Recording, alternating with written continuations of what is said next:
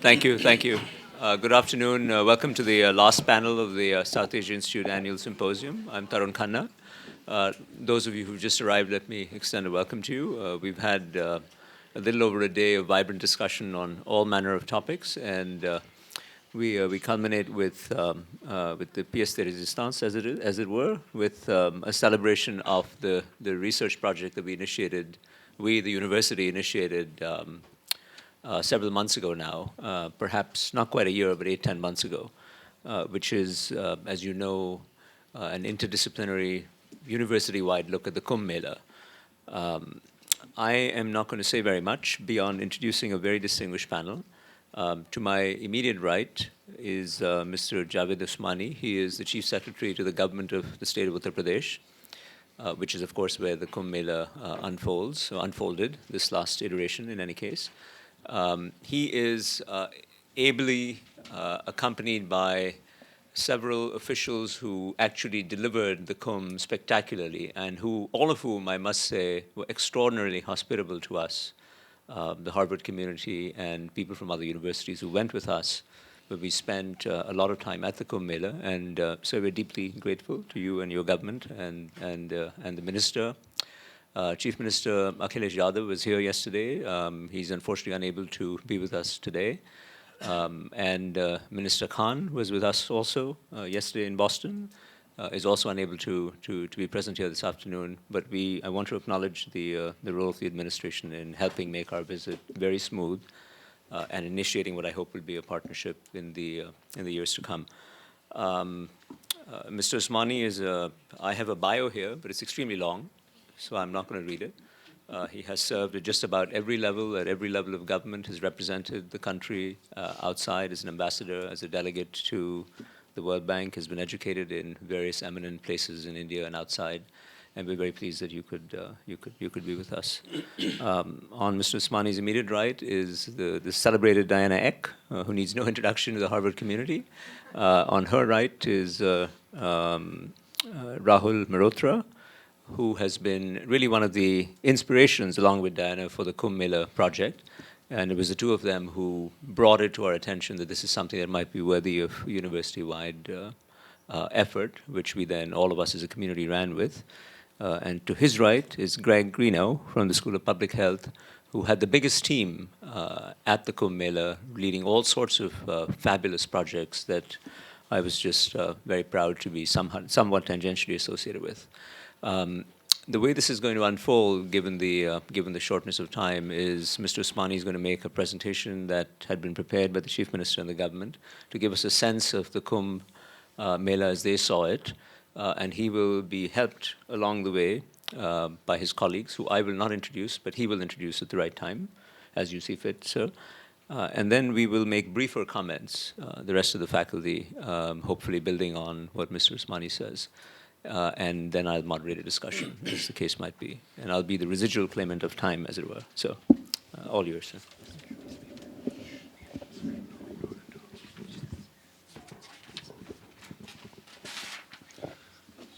Thank you very much, Professor Tarun Khanna. Ladies and gentlemen, Mr. Akhilesh Yadav, the Chief Minister of UP, and Mr. Muhammad Azam Khan, the Minister for Urban Development UP, deeply regret their inability to be present here today. They were both extremely keen to participate in this symposium today to talk to you about our experiences in organizing the Kumbh Mela 2013, but due to circumstances beyond their control, they are unable to do so. Mr. Akhilesh Yadav deeply appreciates the research interest shown by the SAI in the Kumbh event. He was very happy to have received the invitation from the South Asia Institute to participate in this symposium.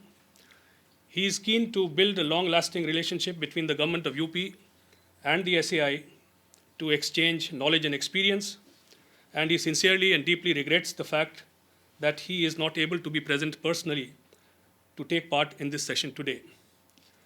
The Chief Minister has desired that on behalf of the government of UP, I and my team of officers will make a presentation on Kumbh 2013 to you and interact with you on the subject. Let me first briefly introduce my team. Mr. Devesh Chaturvedi, is the Commissioner of Allahabad. Allahabad is the place where the Kumbh was held. Mr. Alok Sharma is the Inspector General of Police of Allahabad. And Mr. Mani Mishra, he is the Mela Adhikari, the Mela officer.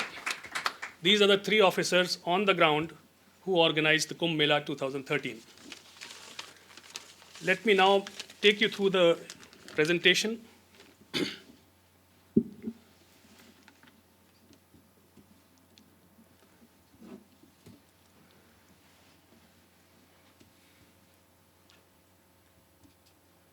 Now, during the presentation, I will introduce you to the state of Uttar Pradesh, take you through the mythology of Kumbh, explain the magnitude of our operations, how we managed the event, and what was the story behind the scenes.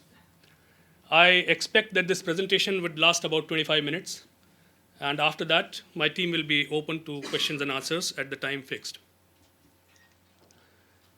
You all can recognize this picture of Taj Mahal, but do you know that the Taj is located in my state, Uttar Pradesh? The most populous state of India. Had UP been a country, it would have been the 5th largest in the world. Uttar Pradesh is the Janama Bhumi and Karma Bhumi of Lord Ram and Lord Krishna, and the Karma Bhumi of Lord Buddha. On this land at Prayag, Allahabad, we have the confluence of three holy rivers, the Ganga, the Yamuna, and the invisible river Saraswati. This confluence is called the Sangam. This year, the Kumbh was celebrated in the city of Prayag, Allahabad. I understand many of you were present and experienced the frenzy of the Mela. I take this opportunity to present what went behind the scenes and understand from you what you liked and what we could have done differently. The Kumbh Mela is an ancient tradition of India being held from time immemorial. It has found mention in many written historical records. Yuan Sang, the famous Chinese traveler who visited India in the 7th century AD, gave a detailed eyewitness account of the Kumbh. Now, without taking much of the time, let's unfold the magnificence of the Kumbh.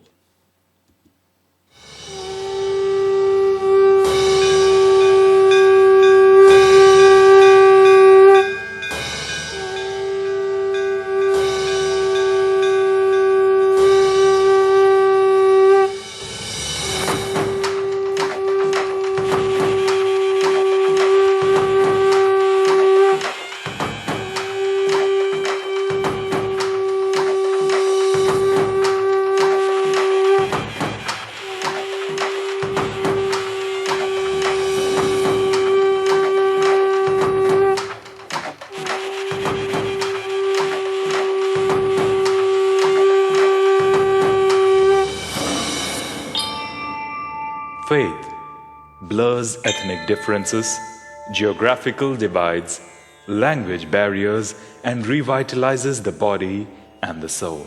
It has always been a divide of the good and the bad. The divide is manifested in Hinduism, world's third largest religion, followed by over 870 million around the world in a legendary battle where hundreds of Hindu gods fought the evil forces over a pitcher of nectar that brought vitality and immortality. As they churned an ocean of milk during the Samudra Manthan, few drops fell at 4 places on earth down below. In Ujjain in Madhya Pradesh, Nashik in Maharashtra, Haridwar in the Himalayan state of Uttarakhand, and Allahabad in Uttar Pradesh. Down the years, these places became pilgrimages of faith and devotion where millions would come in for salvation of their tired soul and aching bodies. In the 4 pilgrim spots, Allahabad, the land famously known as the Sangam for the confluence of the holy rivers Ganga, Yamuna, and Saraswati, stands supreme. Every 12 years, on a set pattern and conjugation of planets, the mother of all Kumbhs, also the biggest congregation of humanity known to mankind, is held on the banks of river Ganges.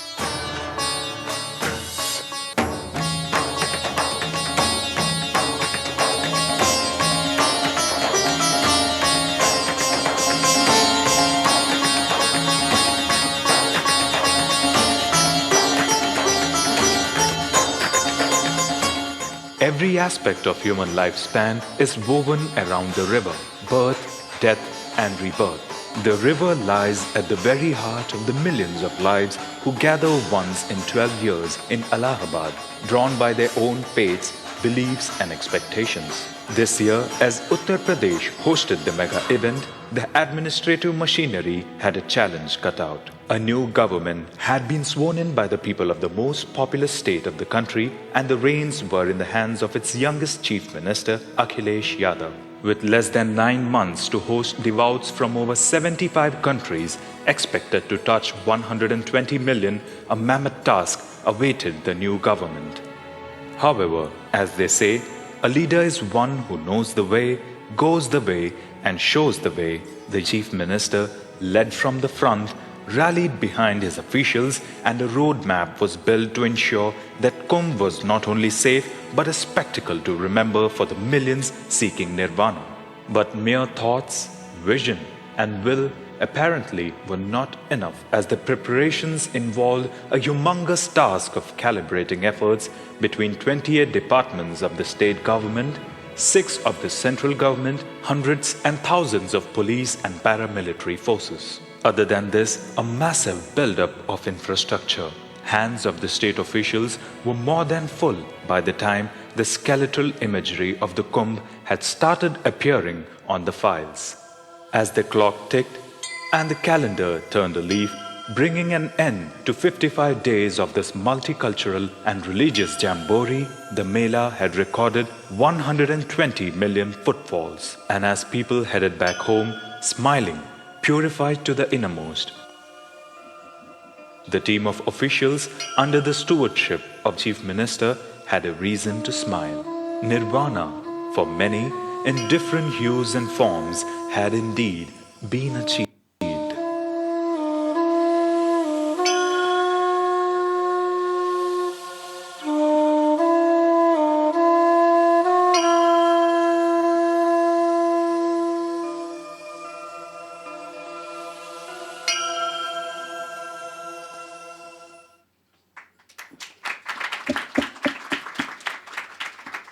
Now let me take you through our journey.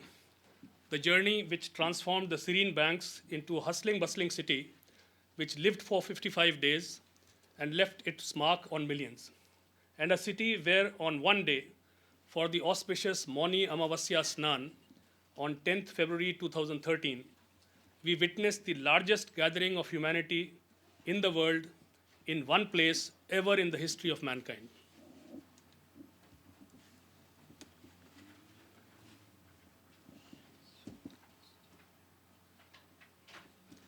The Mela area was available only after the monsoons receded and the meandering river Ganga stabilized its course. A short time span of only 10 weeks was available for finalizing the layout and development of the Mela area. The layout had to be planned keeping in mind the expected increase in the number of pilgrims and vehicles. You can imagine almost double the population of Manhattan, which had to be accommodated in 1/4 its area. Sorry. The glitter of the Kumbh Mela was provided by millions of illumination points dotting the landscape. Proper illumination was also essential for the safe passage of pilgrims. The government decided to provide 24 hours uninterrupted power supply to the Allahabad city and the Mela area for the entire duration of the event. Generators were provided for power backup. 1/3 of the street lights were run on generators to avoid a blackout in case of grid failure. Developing motorable roads on the sandy bed of the river was not an easy task. Leveling the ground, plugging the channels, reclaiming marshy lands was done in a time span of less than 50 days. Subsequently, the checkered plate roads were laid to make the entire area accessible. Connectivity between the river banks was managed by 18 pontoon bridges to facilitate the movement of pilgrims and vehicles. The meandering river eroded the banks in random way during the Mela period, threatening the stability of the pontoon bridges. Additional pontoons therefore had to be placed close to the banks to be used in case of contingencies. For the first time, emphasis was laid on making permanent bathing ghats along the rivers of the river Yamuna. Temporary ghats were made by stacking sandbags on the slopes of these banks. These ghats were properly illuminated for safety and security of pilgrims. These temporary ghats had to be maintained daily to prevent damage and accidents on the slopes of the ghats. Changing room facilities were provided for women through corporate social responsibility initiatives. We had to continuously monitor and undertake anti-erosion measures on the river banks so that adequate bathing space with safe depth remained available. Specially trained river policemen with life-saving equipments were deployed on the ghats, and more than 600 pilgrims were rescued from drowning by these men. More than 600 pilgrims.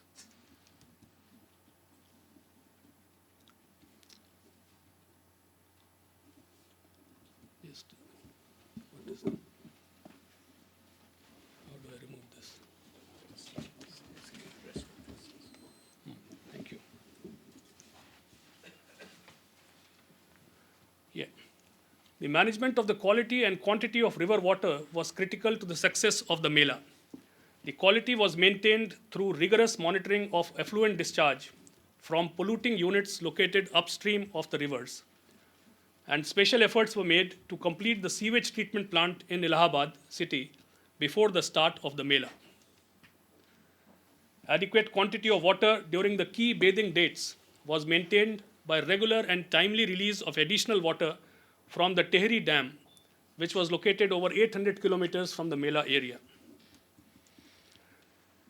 Providing safe drinking water was critical to the health of millions of pilgrims visiting the Mela. Therefore, 46 tube wells were bored and developed on the riverbed to augment the drinking water capacity. The standard of drinking water was maintained and regular quality checks were carried out. Besides water, good quality and reasonably priced basic food items were provided through the public distribution system. Food grains, kerosene oil, and sugar were supplied at subsidized rates through fair price shops located in each sector. The quality of food products being sold in the Mela was ensured by random checks by health inspectors. Special care was taken to prevent illegal diversion of essential commodities supplied through the public distribution system. Transport and distribution of various commodities was verified by Mela officials at every stage, starting from the storage godown to the consumer. The health of pilgrims was the top priority of the government. We planned one large 100-bedded multi-speciality central hospital, and we also planned one 20-bedded hospital in each of the 14 sectors. So there was a total of 14 hospitals which were 20-bedded, and there was one large 100-bedded hospital. And provision for alternate medicines such as homeopathy and Ayurveda were also made. Free of cost medical services were provided by the government. A large number of patients were attended by medical and paramedical staff located and deployed round the clock. The ambulances and river ambulances were placed at each sector and riverfronts for immediate access to healthcare facilities in case of emergency. For sanitation, for the first time, zero discharge toilets were introduced in the Mela. These toilets were strategically placed near the riverfront and in the circulating area. The names of the sanitation workers and supervisors were prominently displayed on the public toilets. This ensured accountability and satisfactory maintenance. An effective system for removal of the solid waste was adopted. The collection and transportation of solid waste was done at regular intervals. Coming to the critical issue of security and surveillance, when you have a gathering this big, this is a critical issue. About 20,000 policemen were deployed for maintaining security in the Mela area. The policemen deployed in the Mela were from different police formations. They were integrated into an operational team through training and on and off job interactions. Securing the Kumbh Mela from any terrorist threat was also a big challenge. Security mechanisms had to be devised and implemented for having a foolproof and fail-proof environment. Specially trained policemen stood for hours in cold water to ensure the safety of bathers. All available means of communication were used in the control room to communicate with the public as well as administrative machinery. CCTV cameras were effectively used as an early warning system for incoming crowds and to assess the outgoing crowds. Now we come to managing the Kumbh. What you saw till now are the glimpses of the mammoth task of organizing such an event. You all would agree with me that such a huge task required extensive planning and management. Now I would like to take you through the key aspects of our planning and management which helped us in the successful conduct of this historic Mela. Forecasting the number of visitors and infrastructure requirement was undertaken based on past records, socio-economic and demographic trends. The Mela area was notified as an administrative district. An entirely separate administrative setup for this district was put in place. Detailed planning for each of the activities involved in the management of the Mela was undertaken. Infrastructure requirements were assessed and site planning was carried out. Apart from building the temporary structures, we also worked towards strengthening the infrastructure of Allahabad city, which was the first touch point for most of the visitors to Kumbh. We had clearly mapped our work plan by fixing milestones for each of the projects being implemented. These milestones acted as a measuring scale in a strict sense. Post-planning stage was the critical phase where all our planning had to be put to implementation. As any other project, challenges and unforeseen situations were faced. We could only start the work on the city infrastructure in full swing from May 2012 onwards, after my government took over in March. The delayed monsoons came as a major setback, further reducing the time span available for implementation. Post-monsoon, the work of transforming the floodplain of Ganga to a city was also started. While these works were carried out, the service providers who would be the first point of contact with the pilgrims had also to be trained. Finally, all our efforts were put to litmus test when the Mela kicked off in January with the first bathing date of Makar Sankranti. The actual management during the event involved day-to-day operations and problem solving. It was like civic management of the city having a very large population in a limited space. Each day was a new experience, throwing up new problems which had to be managed there and then. So what was the story behind the scenes? What we have discussed till now was just the tip of the iceberg. Behind the scenes, the entire machinery worked tirelessly round the clock to make this huge event a success. The Kumbh team was handling such complexities throughout the life cycle of this event. To give you a broad idea, there were 6 central government departments and 28 state government departments that worked together with a single vision and mission, hosting the Mela successfully. Religious institutions were one of the most prominent stakeholders.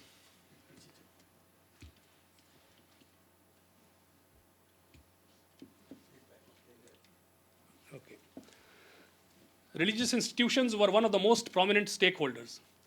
The Shankaracharyas are the most revered and respected religious leaders of our society. Besides, there were 13 akhadas representing various sects of Hinduism, having their own hierarchy and organizational structure. They were a major source of attraction during the Kumbh Mela. Besides, there were thousands of other religious, social, and charitable organizations which participated in the event and played an important role.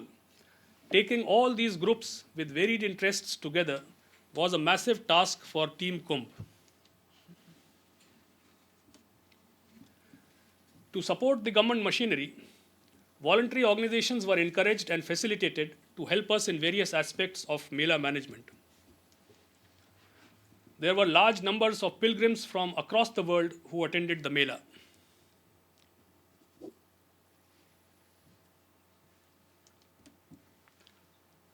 There was also the informal sector, which consisted of local vendors, craftsmen, boatmen, for whom it was peak time for business.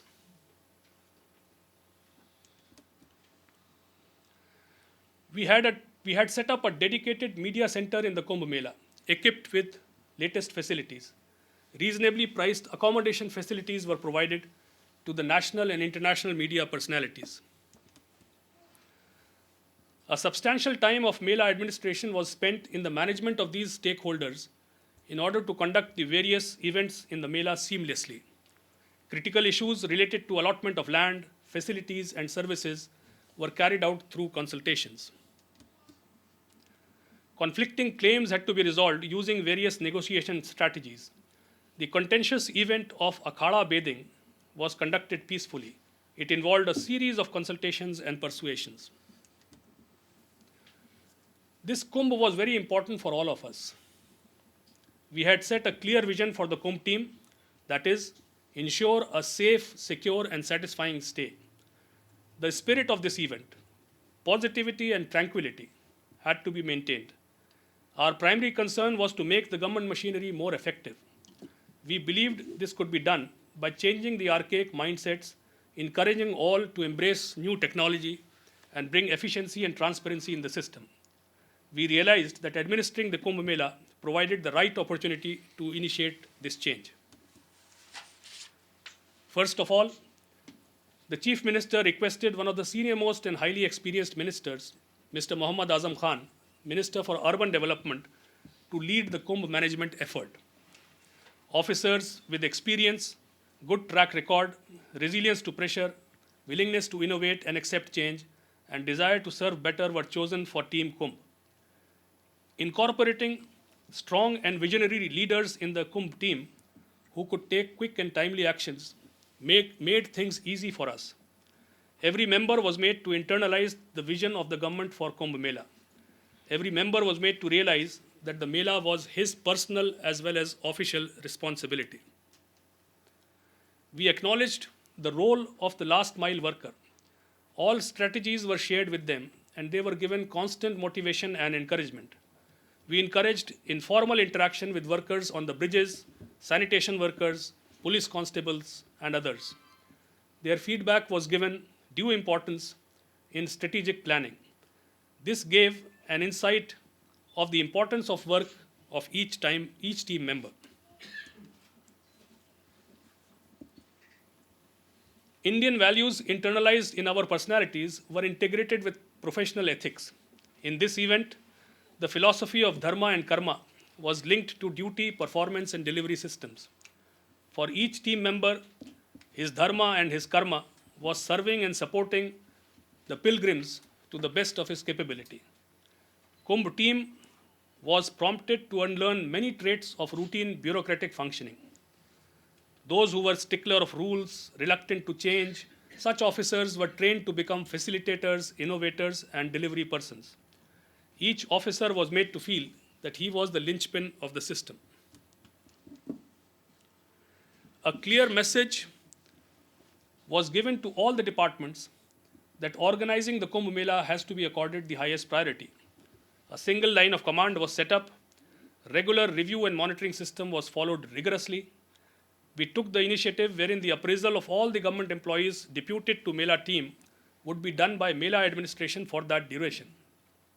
This gave the employees confidence that their efforts will not go unrecognized and had a positive impact on their performance. Crowd management, a very critical aspect of Mela's success. Millions of people converging at the Sangam during a short span of time had to be regulated for safe bathing. Contingency plans and emergency schemes were prepared and implemented to handle the sudden rush and increasing pressure of pilgrims. There was multi-layered communication with the pilgrims. The communication started on a positive note by assuring them a safe bath.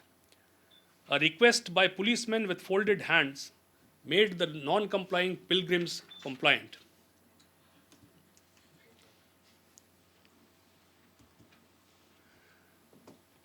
A multi-pronged strategy was adopted to secure a porous area of 56 square kilometers. Anti-sabotage check teams with latest security equipments worked round the clock to secure the area. Local vendors and people camping in the Mela were sensitized about security threats, and they worked as eyes and ears of the security forces. Visible, high-profile security checks were integrated with fail-proof, unobtrusive security measures. Coming to the sustainable practices that we adopted in the implementation of the Mela. We promoted the Go Green concept in the Mela. The use of polythene was limited. It was, in most cases, it was banned, except for providing milk in polythene packs, which is something which is cheaper than providing it in bottles. The stakeholders were involved in these initiatives through awareness campaigns. Our biggest achievement was that each pilgrim who safely took a holy dip went back happy and satisfied.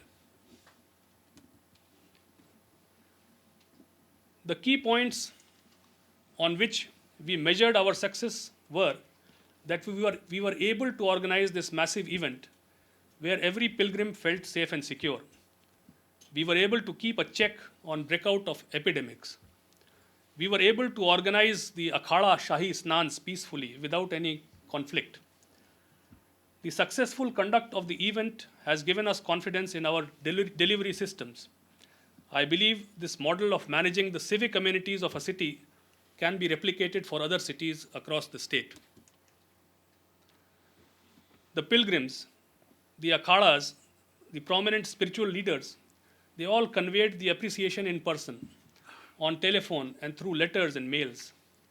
Apart from this, some of the positive reviews we read in articles by some renowned personalities gave us a sense of achievement. Though the event is concluded successfully, our work is still not over. The temporary infrastructure that we had created has to be dismantled and reused.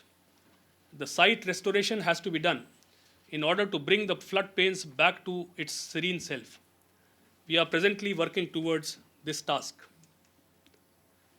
And finally, I conclude with a quote which very appropriately describes the entire journey of the Kumbh Mela. You start with a vision, an idea you feel is impossible, but you work at it and become convinced it is achievable, and finally with passion, you know it is inevitable. Thank you very much.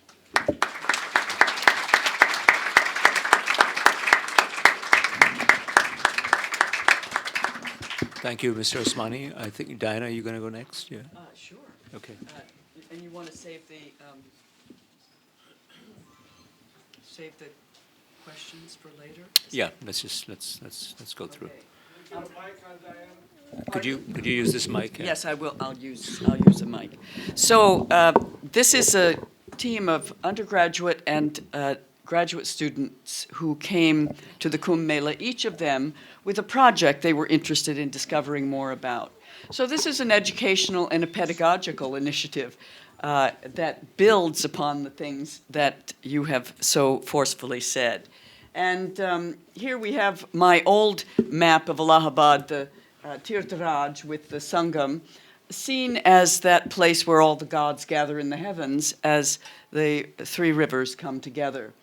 And of course, the Mela occurs in the context of a very vast geography of pilgrimage in India, where pilgrims go into the high Himalayas on a regular basis, and to the tip of southern India, where bathing in the rivers, in the waters, and seeking out the sources of the waters is extremely important.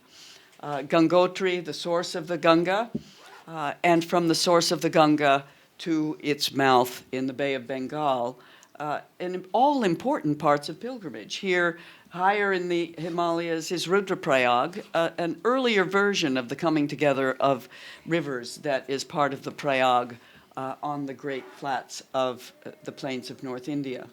The students who came to the Mela from the college and from the graduate schools went first to the city of Varanasi. Some of them had not been to India before, but we were there for almost a week thinking about the projects that we would undertake once we got to Allahabad. We were there at the time of Makar Sankranti, there where Prayag Ghat, right in the center of the Ganga in Varanasi, is an equivalent name for Prayag along the Great Plains of Allahabad. And of course, the Ganga itself, bathing in the Ganga as a tirtha, as a crossing place, as a sacred place, is essential to the rites all up and down the Ganga, certainly at Varanasi. And yet we were also aware, because there were a number of students who were very interested in the issues facing the environment of the Ganga today.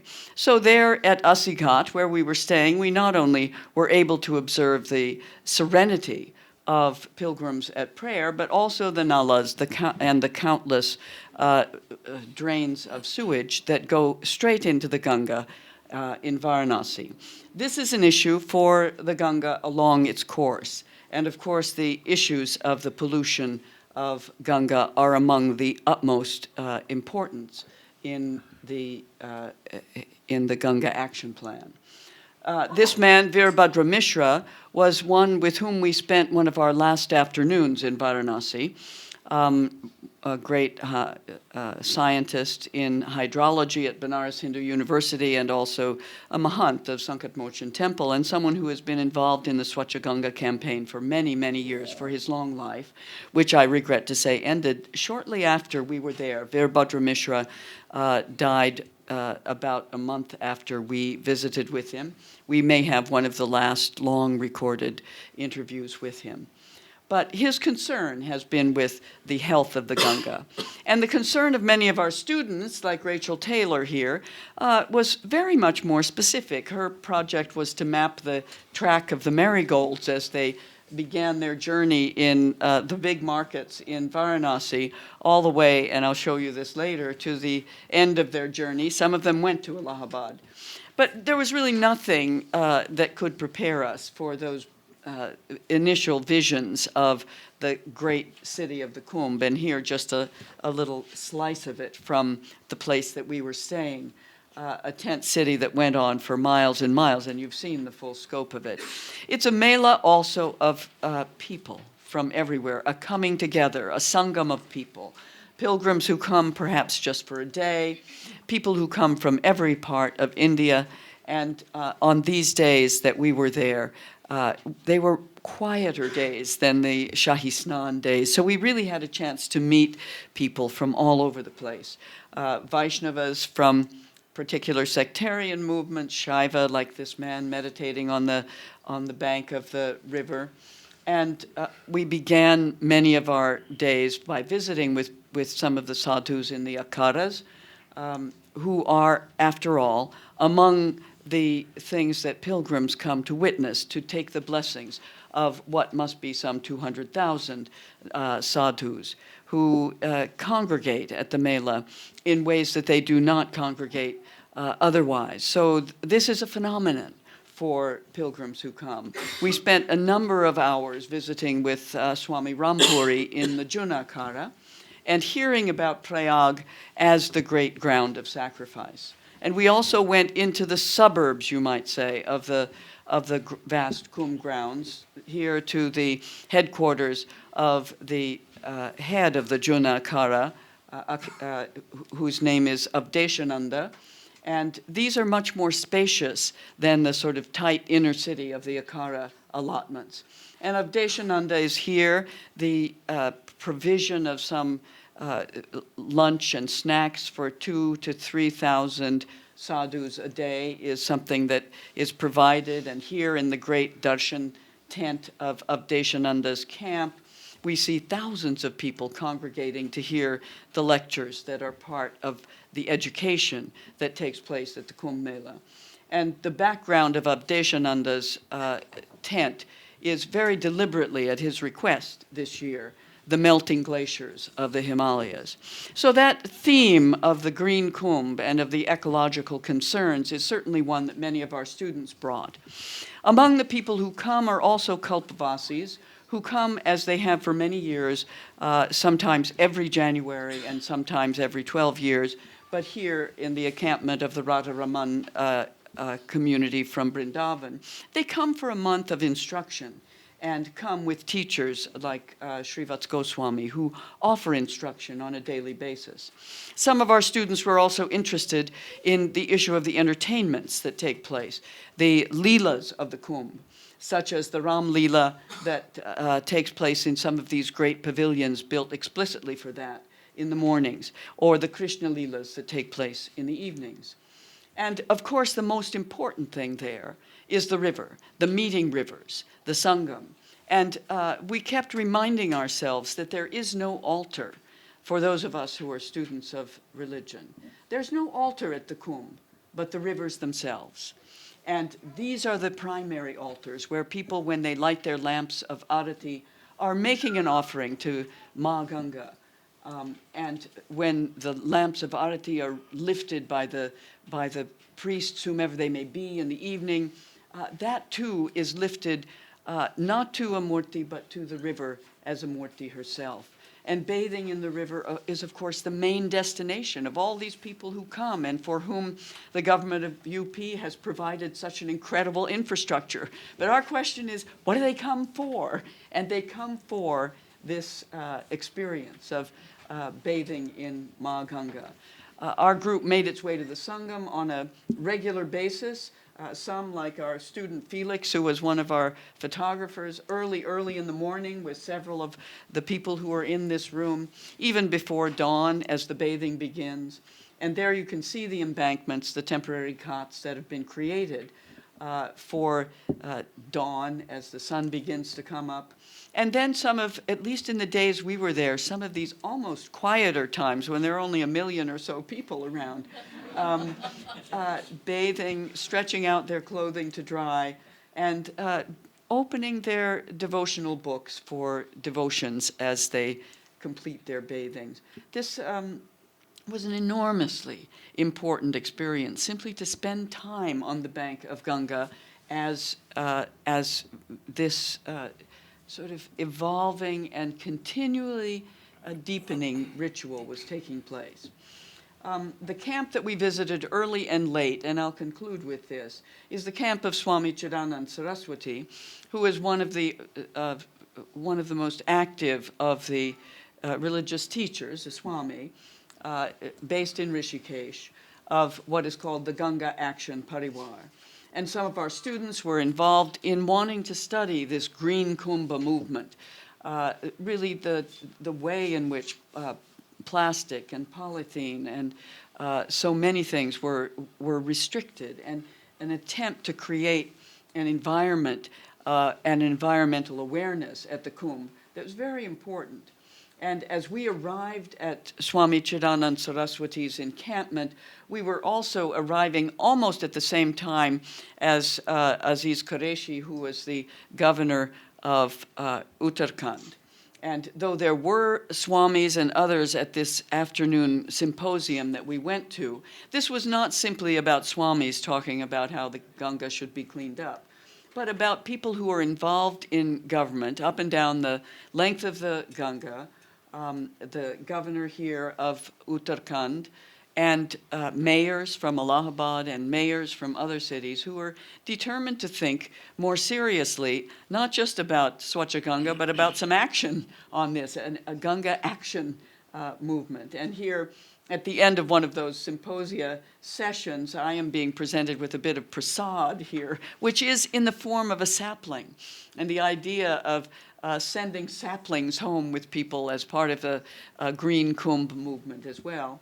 We were greeted by a Ganga at the door of the symposium, who on her veil has pieces of trash and plastic and things pinned, just to demonstrate the difficulty of persuading people that that is their responsibility to begin to engage in the Ganga action parivar, and here an image of the earth with all of the many things that are degrading of humanity and of the environment. So on our very last afternoon, we were there out in a boat going to one of the islands toward the center of the Sangam itself.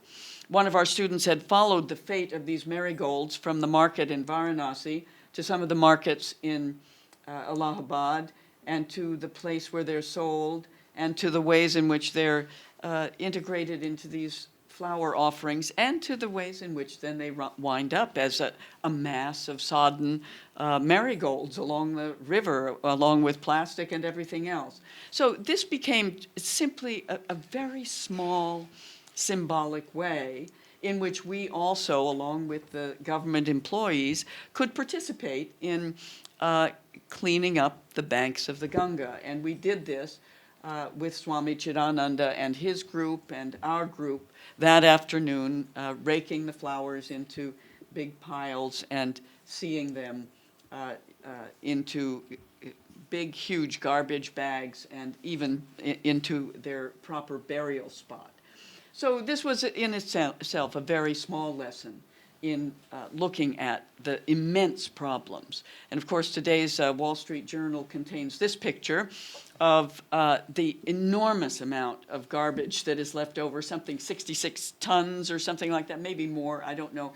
But this too is, of course, part of the concern of the gentlemen who are with us from the government of UP.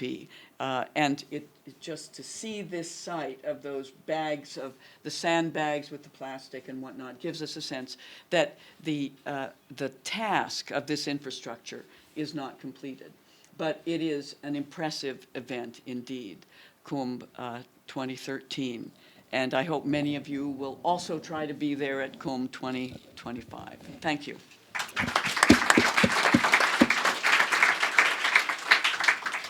With the indulgence of my fellow panelists, I'm going to cede my time down to 0, but if I could request each of the last 2 people to perhaps take 5 or 6 minutes, and then so we can open it up, because I know there's a very eager crowd, and I'll go to 0 as a gesture of submission. Sure. Is that with or without slides? I don't really care, whichever way you wish. Yeah. Anyway, to start off, to conserve time, it's been a great pleasure for us at the School of Public Health to participate in this. And as the Chief Secretary mentioned, there's so many aspects of public health, so many domains that interface with public health, and waste management being one, and Dr. Eka referred to a few as well, and water, sanitation, so on. So our domains were, to limit our domains were somewhat tricky. And recognizing that so much of what we're going to look at has to do with geography and space, and so the natural links. Can everybody hear me okay? The natural links between.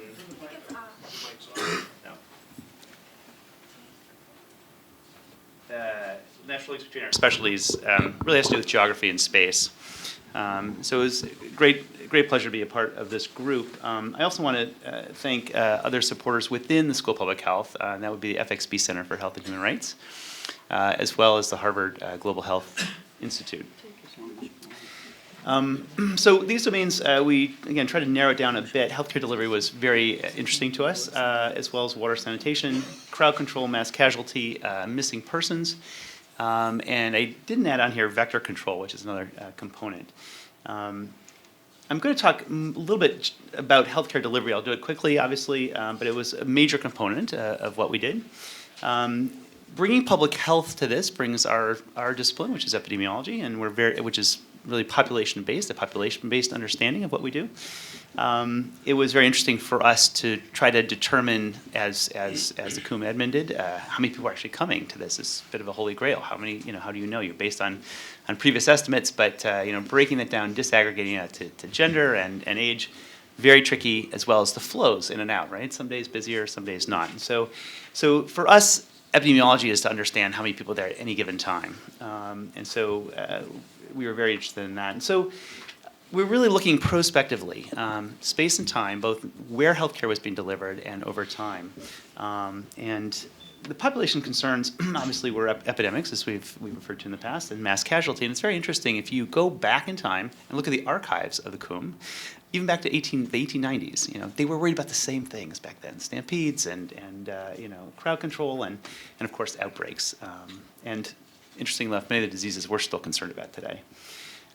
You all know the map, I think, fairly well. What we did is we used what was called surveillance. Surveillance not in the terms that security would use, but in terms of public health. So it is looking at what could be happening over time in terms of outbreaks, being able to identify it, where they might be occurring, and to be able to act in a timely fashion. The Secretary mentioned that there was 14 hospitals. We concentrated on 4 that were closest to the Sangam. We figured that that would be strategically maybe the best. We couldn't deploy to all 14. So we concentrated on those 4, as well as the central hospital, the 100-bed hospital that he was referring to earlier. You may be familiar with this already. These are allopathic hospitals we concentrated on. Of course, there's the Ayurvedics and the homeopathic hospitals. We concentrated on the allopathic ones, mainly because most of us are allopath. I think I'll come clean on that. But certainly for an appreciation of what the others could deliver as well in their care. That's the entrance on the top left. If you look at the top right, this is areas where patients are seen. Of course, the pharmacies, which are quite busy, and then the 20-bed inpatient units at each of the sector hospitals. So those were all within the compound of each given sector hospital. These are the records. They're very quick. There's hundreds, sometimes thousands of people seen per day. Just to get name, age, gender, chief complaint, so I'm coming in with a cough, I'm coming with diarrhea, I'm coming in with aches, pains here and there, and then the treatment options, which often were several medications or vitamins or what have you. So recording this on any given day was quite a feat, and then trying to decipher the handwriting was quite a feat. And I don't want to go into that detail, but our goal was to be able to digitize this information in real time and be able to have some kind of daily analysis of it. We held off with the names, obviously, because we wanted to disidentify information. The idea was to be able to collect information from the 4 sector hospitals, from 4 of those hospitals under surveillance, be able to put it into an iPad. So here's the technology coming in.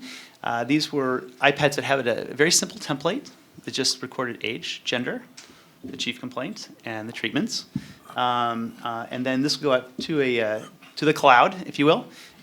We had a team that developed for us literally a one-button analysis. Suddenly would generate a graph, and then we would see what happened during the course of that day, which is what you see on the right.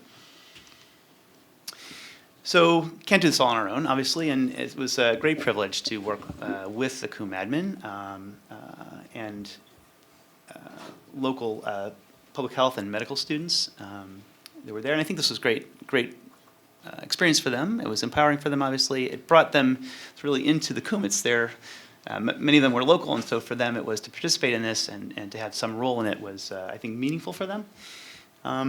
So our local partners, we did sort of clear this through the different chains of command, starting with the National Disaster Management Administration in Delhi, as well as the Mela administration that's been alluded to, and as well as the SRN hospital in Allahabad. This is the main tertiary care hospital, an ultimate referral center for the Kumbh. And those of us were 10 of us that were there from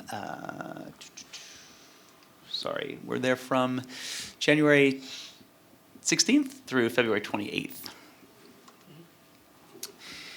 So we deployed the team, all armed with iPads, and it's there is a generational thing that happens, no doubt. You have some of these older physicians who are volunteer and are used to writing on the registries that are collected at the end of the Kumbh.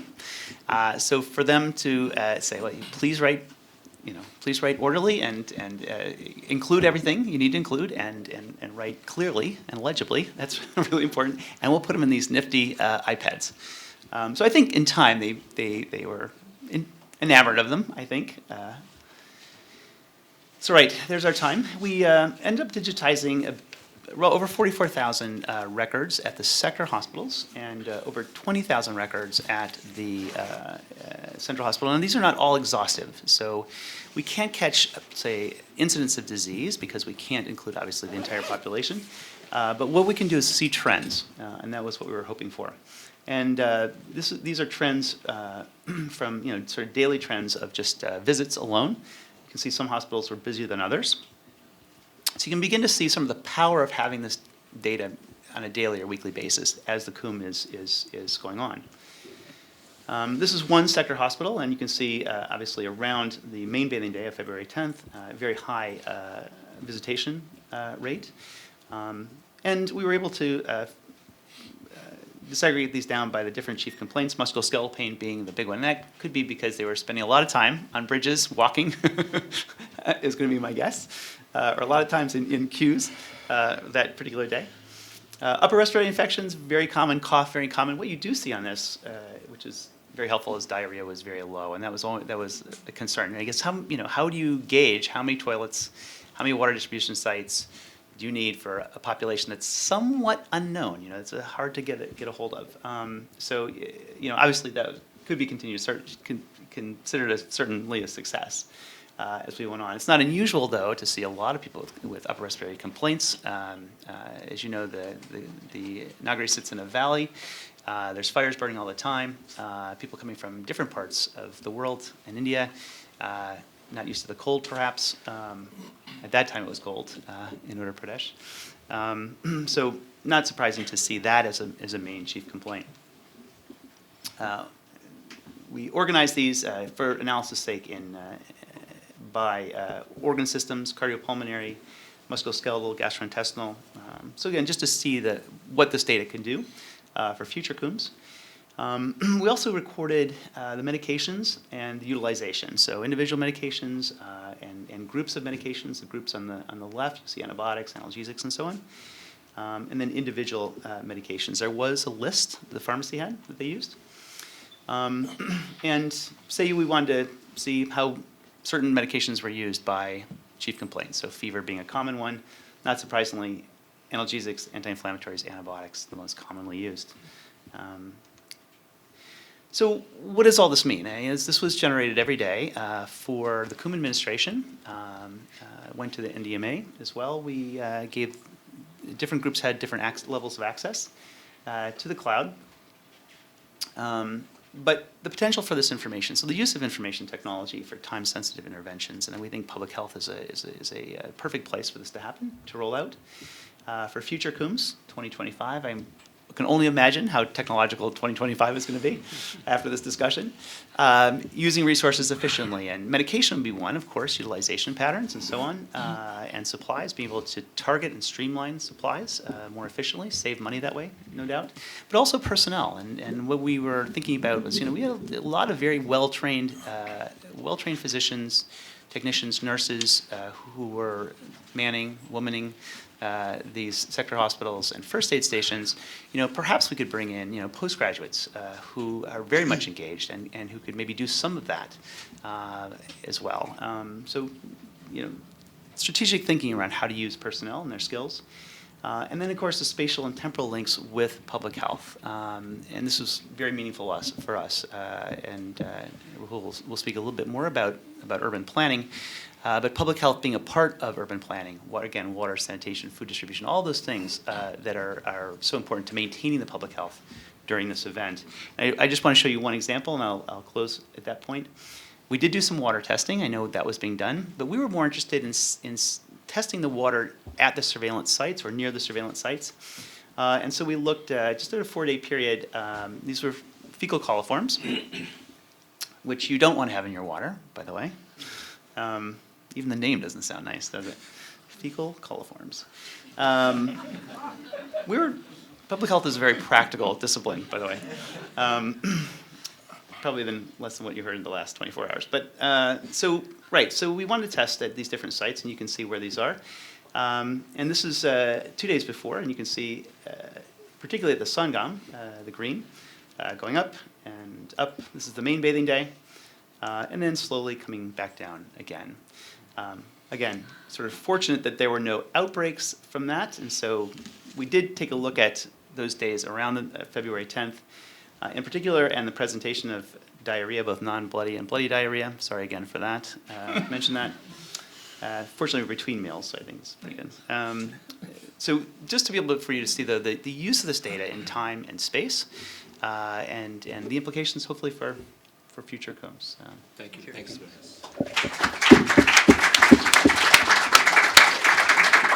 Thank you.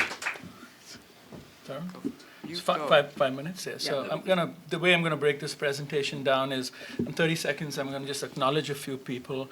2.5 minutes, I'm gonna do some framing, and then I'm gonna use 2 minutes to show you 50 slides. So, yeah, so, Right. right, yeah.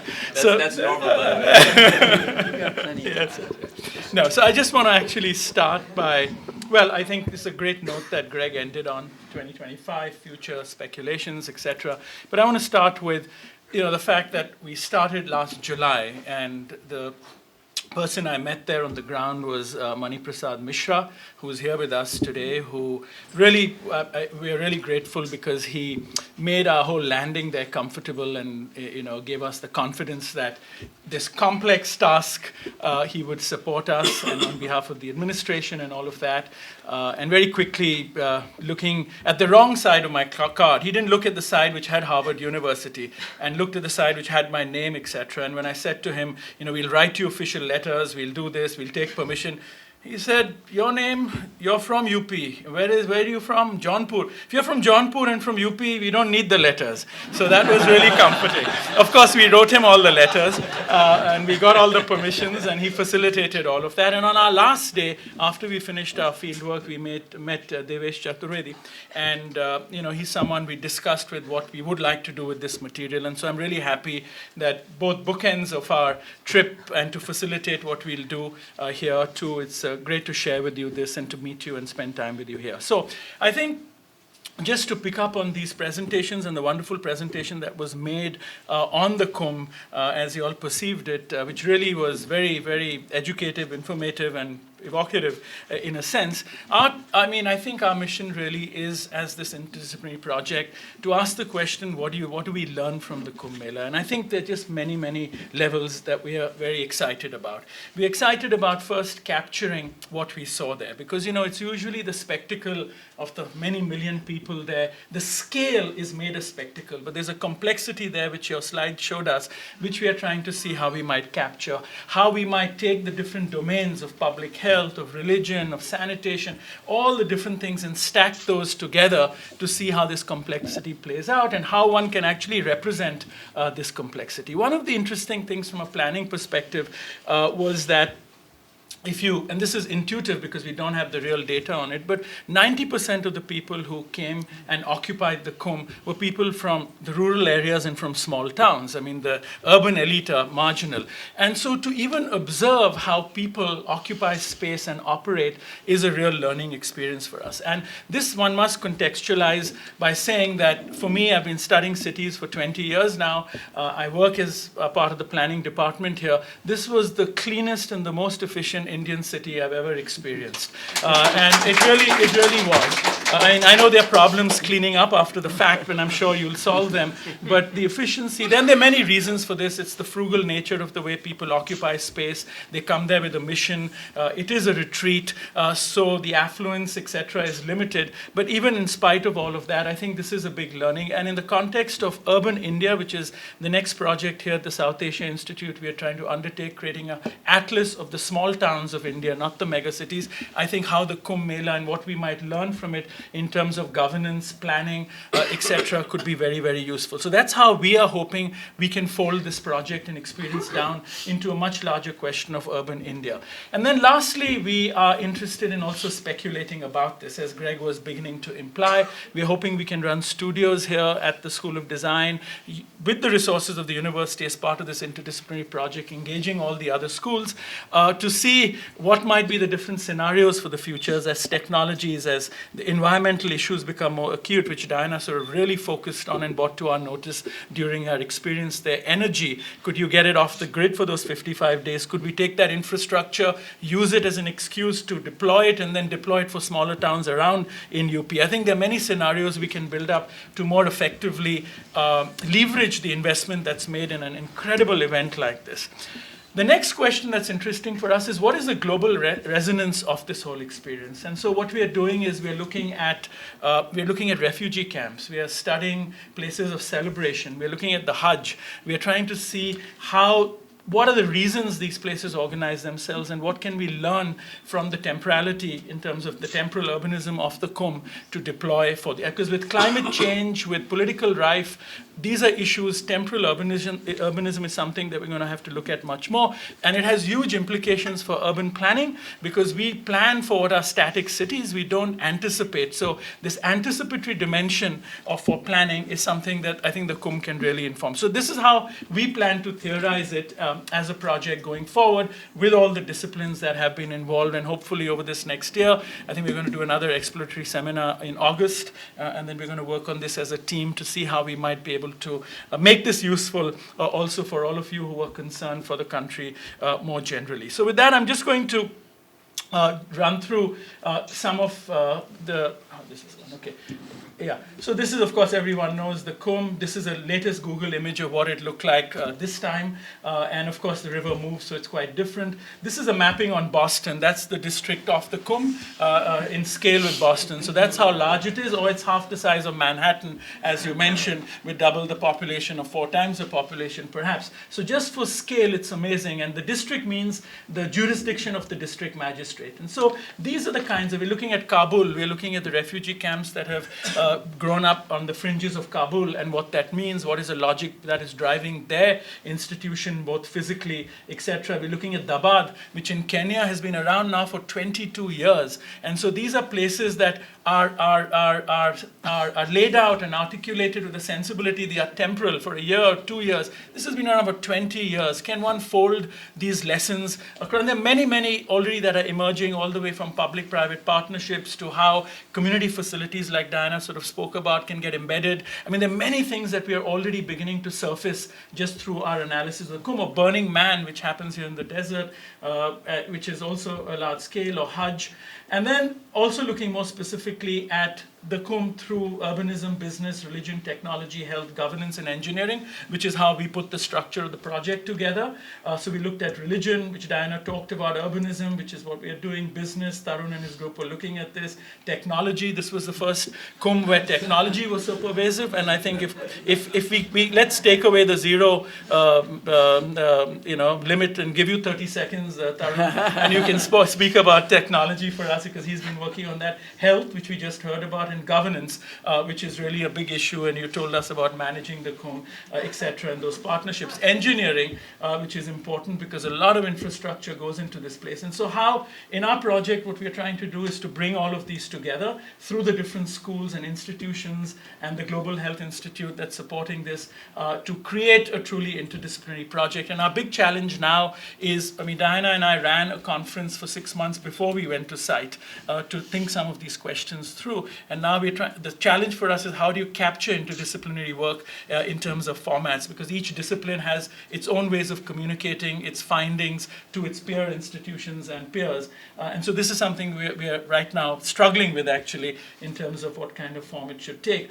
We documented the site all the way from July, when I first met Mr. Mishra. This is an image where you see the remnant of a road from 12 years ago, perhaps, which is the island when the Ganga was sort of swelling. And this is the same image from the same spot when we arrived on the site on Sankranti, or just sort of after Sankranti. So we've done a whole lot of documentation where, from fixed points, we have documented the Kumbh 12 fixed points, but for the whole year, through the whole process of the construction, of the receding of the water, so that you get a mapping that is in the cycle of the whole year, through the different seasons, with the different changing terrains. We've got thousands and thousands of images which have been now geospatially tagged, so that you know exactly where what images were taken on what time, what day. So this is an amazing database that the university is involved in helping us sort out. And then we also did the Google Street. So we mounted a car with a camera, and we did all the street views of the different akhadas. So we have a mapping of all the elevations of the akhadas using the same Google Street technique. And this is also several videos now which will be made. And of course, when talking to Mr. Mishra, right away I realized that I didn't want to get caught in the labyrinth of bureaucracy to get permission to do aerial images. So we flew a kite. And what we did is we mounted a camera on a kite, and that's how we documented the whole site. And the mistake we made was we did our first shoot during the Kumbh on Sankranti, and as soon as our kite went up, about 1,000 kites came and chopped our we had forgotten that Sankranti, and so, but we retrieved the camera, and which was was in heaven, right? Yeah. So these are all the images from the kite at fixed points over the year. Of course, there are many more images. I've just selected the extreme ends where you see the river and you see the river recede. So these are exactly the same spots. So this was quite a task to get them all. And then, of course, the construction of the city, different dimensions of the city, and also details with the kite of each akhada. So we are also analyzing each akhada because each akhada within the block has great variations based on their own beliefs of how space should be delineated. So we are trying to map that. And then, one of the very interesting things we learned was that this is a grid that's deployed, but it's a very robust grid because in most cities that even have grids, you have maybe 12 avenues in a grid, but you have 3 bridges. So you have all sorts of circulation problem. Here, every road goes across on a pontoon bridge. So the circulation, it's an incredible model of the robustness of the grid in terms of circulation for urban planning. So we are trying to draw some of these lessons out, which I think happens by the administration for other reasons, but I think by abstracting some of this, one can learn, and these lessons can resonate much more deeply, and I think that's the power, I believe, of this project. And you see how the bridges go across every road, which is absolutely incredible. These are all before and after. And then, of course, we also documented from the construction, the pontoon bridges all the way from July, because we've started making drawings, which actually are like fabrication drawings of these bridges. We measured them all, so we are deconstructing them as a document and as a handbook for the future, and other forms of infrastructure, which have all been sort of documented. The roads that you spoke about, which is an incredible operation. And then, of course, these statistics I don't want to spend time on. We've already seen them. But just the scale of this is mind-boggling. And then public health was a very important dimension. And here's Gregg carrying out his surveys. And then, of course, the different akhadas. But also the other thing that's interesting that's emerging from this whole process is that we are finding, looking at the archives, that every 12 years, the attitude to planning the Kumbh, in this case it's sectors, reflects urban planning norms generally in the country. So if you look at when the British did it, it was a plain grid, which was like a town planning act grid. And now we have sectors, which is post-Chandigarh, which are zones with specialized uses and things. So it also is a mirror to urban planning, and we want to situate it historically like that so that we can build the history of this within the norm of urban planning. And so we've looked at governance, structures of power, and how that get devolved, the potential of the grid as an abstract idea for planning, and the different layers of infrastructure. So this is broadly how we are organizing the physical part of it, just to look at the efficiency of the city. And it is essentially for religion. It is a gathering where, and that's one reason, I mean, people often have asked me, why do you think it's efficient? Somebody said, if we can do it for the Kumbh, why can't we do it for all our cities? And I think the short answer to that would be, I think, of course, it has to do with the efficiency of the administration and how you all band together and bring an incredible intelligence to it. But it's partly got to do also with the fact there's a common denominator. There are no contestations. People are there for a single-minded purpose. So you don't have to resolve those conflicts. And lastly, on a lighter note, I really believe there's some truth in what I'm going to put out here. It's also part of the Indian wedding syndrome. If this was for longer than 55 days, I'm not sure it would have been sufficient. Everyone sort of bands together somehow psychologically to make it happen, that we know it's going to be over. It's like a student festival in a college too. People come together and put their differences aside because it's a one-time event. And it is really, truly for this, which is what's spectacular, the largest Hindu Congress perhaps in the world.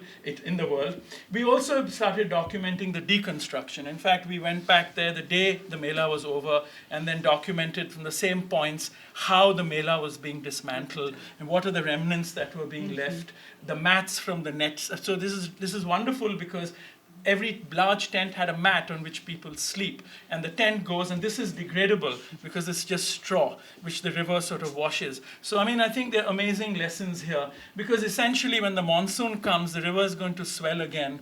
It's going to completely wipe out the memory of what was there. And I remember leaving there, I was really touched by something someone said. I said, this has been a wonderful experience, and this was an elderly man there. I don't think he was a sadhu or a guru, but he said, you know, you should all feel blessed that the Mother Ganges allowed you to sit in her lap for a week. And I thought that was really wonderful and really explained it, because essentially she's going to come back in her strength next month, 2 months from now, and it's going to be wiped out in terms of its memory, and we'll be back to where the river is. So that's how we are beginning to frame this project. Thanks.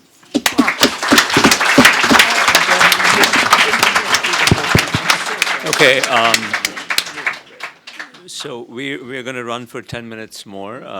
What I'll do is I'll just take, I'm going to stick with 0. I'm going to take five questions. If you could just state your question, not, more phrases of the question if you don't mind. And then we'll just accumulate the questions and see whoever wants to respond to them. Could you just raise your hand and very quickly, yeah, Dalip at the back, could you? Yeah, go ahead, please, yeah. Use the mic if you don't mind, because we're recording. I was just curious whether you are going to use this rich experience, how you're going to share it with the rest of the country. I mean, is the central government at all interested in this? Is it something you can disseminate? Okay, next, let me just take a bunch of questions. Could you raise your hand if you...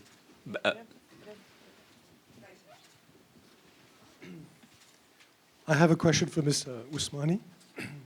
Could you say something about the politics of the bathing and the akar, and how did you manage to avoid conflict? Okay, thank you. Somebody here, yeah. Hi, thanks. Scott Lynch. I had the pleasure of being able to attend the Ard Kumbh Mela 6 years ago, the end of the Kumbh Mela this year, and 2 of the Magh Melas. So the administration and the difference of handling things this year with power and everything else was, it was really palpable. I was attending at the Kriya Yoga Research Institute, which is just almost on the Sangam in Junsi. But my question for Professor Eck is if you could characterize sort of the aspects of this that are beyond a traditional Hindu approach, because there are many nonprofit organizations. From our perspective, this in Gandhian philosophy and practicing Kriya Yoga is non-sectarian, and it casts an incredibly broad net, and I think that is what makes it function. But if you could try and tease out sort of the universal sides to this, even beyond Hinduism or Orthodox approach of Hinduism. Thanks. Arvind, you had a question? No, your hand was up there. Hi, Arvind Raghunathan. Question is, from the big picture academic viewpoint, if we were to do research on all the data we've collected and so on, what could be a big picture thesis that might emerge from all of this research? Okay. Shall we just run right through? Does anybody want to respond to quickly to any part of this? Diana, do you want to start, since one of the questions is addressed to you? One of them, yes. I would say, yes, you're absolutely right, and you may know more about different parts of it than I do, but the fact that it's not simply a sangam coming together of religious groups, but there are many other groups that are there. Among them, groups that have an environmental and health concern, for sure. I sort of kept an eye out for some of those. I mean, were there going to be sort of women's groups, et cetera? And I didn't see much of that, but I didn't have enough time to roam all of those streets. What we do have are fairly good plot maps from the Mela administration of who was there. That will take some while to study. And I will also say that there was a significant interfaith dimension. Several of these enormous pavilions with gurus and whatnot were holding interfaith events, either environmental or otherwise, and certainly educational. Ramakrishna Mission, for example. Mr. Usmani, there's a question to you. I would like to respond to 2 questions. One was about the dissemination of the Kumbh experience. We are already working on it, actually. There is a huge amount of data, there is a huge amount of government documents which tell the story of the Kumbh, how the Kumbh was organized. And we are cataloging all of that, and that would be available as permanent record of government. In fact, there is, as I said, a massive amount of information contained there. If you just go through the 30-odd meetings that I took to coordinate all the effort, and you just go through the minutes of those meetings, they will tell the story. A vast amount of story is hidden in those documents. So we are going through that. In fact, Nashik and Ujjain have already sent their teams to Allahabad to study what was done in the Kumbh here, so that they don't have to reinvent the wheel, and lots of these practices can then be taken to Nashik and Ujjain, where also Kumbh is organized. The other question was about the politics of the akhadas and about the politics of bathing. I would hand over this question to the expert that we have, Mr. Alok Sharma is IG of police. He's got an experience of organizing 4 Kumbhs. So he's the most experienced of us. About the politics of the akhadas, he can give you some insight. Let's not call it politics of akhadas. Like it's ways and means of akhadas, the way they conduct themselves. And you have to know the akhadas to handle them. And that comes with experience. My first experience was 1998. There was a clash between the akhadas. I lost 2 of my teeth. Then 2001, again I was in charge of the Kumbh Mela. Then the same akhadas were coming to Kumbh Mela. When they posted me, I went to the officers. I went to the then Home Secretary and told him that I am not very good with akhadas. Please post me out. He said, nothing doing, you have to be there because nobody wants to go there. Then I just thought about the akhadas. The most difficult person was a very small sadhu, 5 feet tall, Paramanand Saraswati. He was the most volatile of all, if you know him. But he was a gem of a person. What I realized, they're all human beings. They all have got basic human values and instincts. Though they are sadhus, they say they have denounced them, but still they are human beings. They all need love, they all need attention. I gave them all they wanted and got back the same from them. Thank you very much. Can I get a mic? There's a lady back there. You had a question? No, the lady back there. I just had a quick question, considering my name is Anuradha, and I think this was fantastic to learn about the amazing logistics and amazing sort of both confluence of religion and logistics. And the question is, how much does the government have to spend for this, and what is the revenue model? So how do you really try and get all the investment that you have back? Let me just again accumulate a few questions. Yeah, the gentleman right next to you, yeah. Yes, sir. Actually, I have one question regarding like pupil management. Actually, we can learn a lot of things because lot of government officials and lot of government workers were deployed over there. Too close, yeah. Yeah. So, like, how did we manage them? Like, how we were getting reports and which type of technology we were using to know, like, exactly what is happening over there. Yeah, sure. Back there, yeah. I'm intrigued by the comment you made, Rahul, about the fact that this was 90% rural, and that many of the practices that people... Or small towns. Or small town, and many of the practices were of those towns. You could see it in the sanitation and so on. How would it, do you think it would have played out differently, in fact, if this was a basically urban event? Would it have been much different? I mean, we see major events in large urban areas. How might it have been different? Why don't you respond to that, Rahul? Well, I mean, I just think the demands would have been different, and the expectations would have been higher, and the services would have been much greater. I mean, these were really frugal. You saw women and men with little bundles on their head buying a mud chula with a piece of wood, cooking a meal. It's disposable. They leave very little trace. Just urban cultures tend to do that, which is not to say there weren't people from the cities who were part of the ashrams and who were also in retreat, who lived very frugally, but that was a small percentage, I believe. Like I said, that was intuitive, talking to you when you guys were looking at sanitation and things, that one got that feeling. But that's the kind of thing that what Tarun has been pursuing with, you know, data and cell phone data and things, we might be able to discern better. Sorry, you want to address Ladi's question about the economics? The total expenditure that the state government incurred on arranging the Kumbh was rupees 1,200 crores. That is approximately $200 million. And of that, 200 crores, that is 1/6 of that, was spent on the temporary infrastructure that was created and dismantled. And about 1,000 crores was spent on creating permanent infrastructure, which will be useful for the city of Allahabad, which will be the roads that come into the Kumbh area, which were repaired or built, rebuilt, the flyovers that were built, some bridges were repaired. So as I said, 5/6 of the amount was spent on creating permanent infrastructure, which will be useful for the people at large for years to come. And 1/6 was spent on creating temporary infrastructure, which was dismantled. Even that was reused. So for instance, the toilets that were, especially the zero discharge toilets that were set up there, they have all been distributed among the municipalities. They have all gone to different municipalities. All the infrastructure, the power infrastructure that was set up, has all been then reused. It is being dispatched to other centers where it will be reused. Rest of it, the pontoon bridges, the pontoons go and get stored for the next Kumbh. And the checkered plates which were used for building the roads, they are stored for the next Kumbh. Let me just comment on one last thing. I think to me one of the most interesting things about this is the fabulous efficacy of the entire process and just what a pleasant experience it was for everybody involved, at least the way we experienced it from the outside. And second, the potential for it to be so much better in many ways. And you saw glimpses of that with Gregg's data, for instance. Sachit and others were there, and they were collecting all sorts of stuff.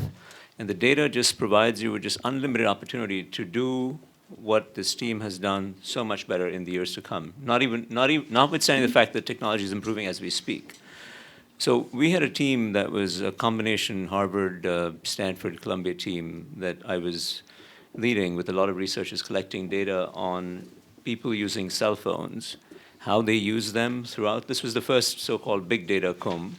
So we estimated that 58% of people, judging on our random sampling throughout the Kumbh, actually carried a phone. And we've now collected very detailed data over multiple random points in time on exactly how the phones are being used and how different strata of people coming to the Kumbh, whether rural, urban, men, women, Kalpavasis, others, temporary inhabitants, sadhus of different sorts, how they were actually interfacing with technology. Also equivalent is very interesting. There was a lot of technology, as you know, sir, with the lost and found. And very interestingly, in some pockets, the lost and found, people were being found, so to speak, using the technology. In other areas, there was an absolute refusal to use technology, and they were retreating to the older ways that have been around for at least 30, 40 years. The gentleman who's been running lost and found, itni der se, 50 saal se, 50 years se, they've been using the same method to do this. So it's very interesting to see the dissemination, the availability of technology, and the demand side is who's willing to use it and who's not. And I think understanding that a little bit better, which I hope this whole team will do in the months to come, will help us understand how to make it work, incomparably better in some ways in the years to come. So I think this project, for me anyway, was really insightful, obviously to be in the company of these giants, but also to just see a glimpse of what the future can be. And that's why it's very exciting. And we hope it's really an on-ramp onto the future in many ways. I want to just see if either Diana or Gregg have anything to say at the end, and otherwise I'll wrap it up. Yeah. Fine, thank you. Fine, yeah. So we're 10 minutes overdue. Parimal graciously ceded a little bit of his time at the end to accommodate Rahul, who wanted to show his picture. I had to say that. So, but thank you all for participating in this. Can you please join me in thanking particularly our visitors who came from so far?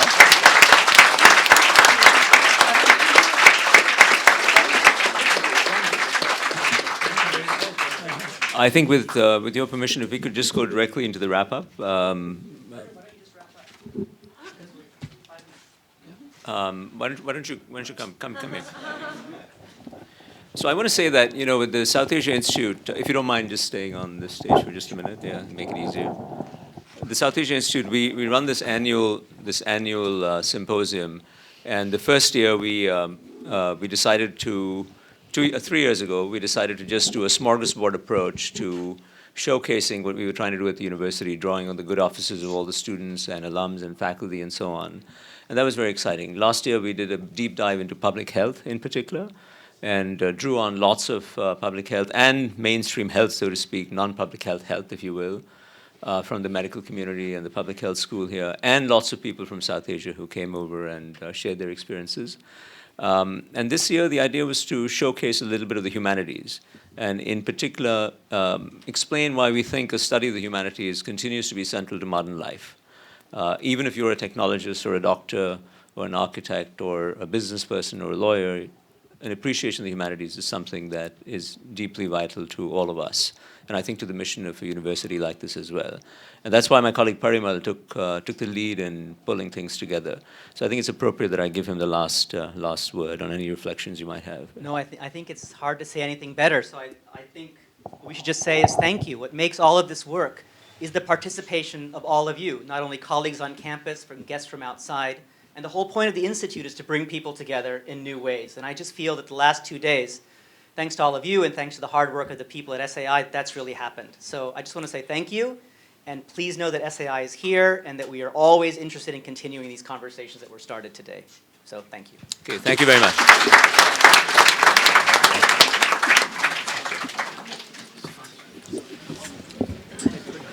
I'm glad we did this slide.